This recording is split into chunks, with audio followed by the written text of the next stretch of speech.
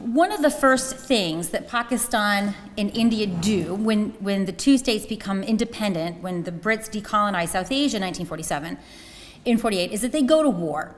And they go to war because Pakistan was trying to seize Kashmir. Why did Pakistan want to seize Kashmir? Well, Pakistan's founders promoted this notion of a two-nation theory. And the two-nation theory held that Muslims and Hindus are separate but equal nations. Now, many Pakistanis will learn in their schools that the two-nation theory meant that there had to be a separate, independent state for Muslims. I mean, unfortunately, like many things that Pakistanis learn in their schools, that's what's called a fiction, or less generously, a lie.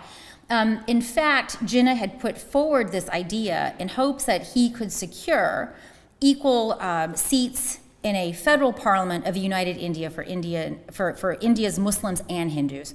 And the Indian National Congress, which became the party that led India, said, "You've got to be crazy. You're a fraction of our population. Why should you get the equivalent number of seats in a parliament?" And when they could not come to some concession about what a constitutional dispensation would look like for united India, and fearing that the British would back away from their decision to decolonize, basically the Indian National Congress said, "Fine, go have your Pakistan." And so the two-nation theory then became the justification for this independent state. And I'm happy to talk more about that for those of you that know a little bit about the two-nation theory.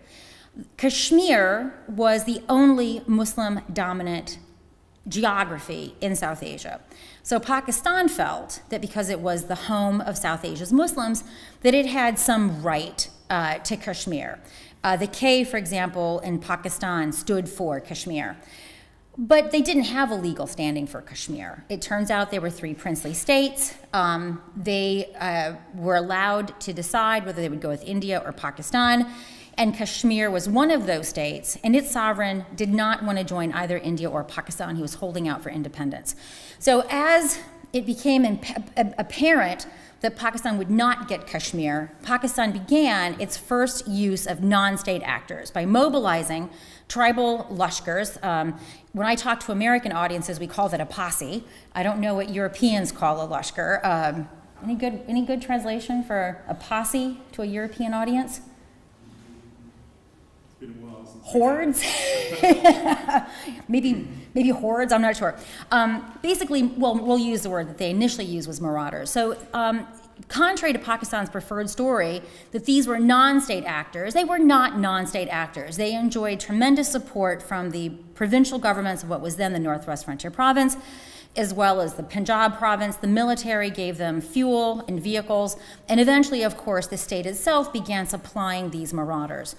As the marauders converged near Srinagar, and they probably would have gotten to Srinagar had they not been more interested in raping and pillaging, the sovereign of Kashmir asked India for help. Notably, that he had signed a standstill agreement with Pakistan, so Pakistan is in violation of the standstill agreement. He asked India for military help. India says, "We'll do that," on the agreement that you accede to India. So he signs the accession instrument, and as the accession instrument is being ferried to Delhi, India airlifts troops. So essentially what India is doing is airlifting troops now to defend its sovereign territory.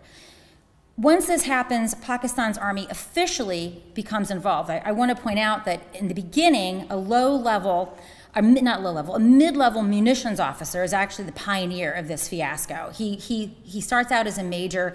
By the time it's done, he's basically a chief emperor field marshal. I mean, the ability with which he could inflate his title is really quite remarkable, given the duffer that he was. Nonetheless, this becomes the first India-Pakistan conflict. When this conflict ends, about 1/3 of Kashmir is under Pakistani control and 2/3 is under Indian control.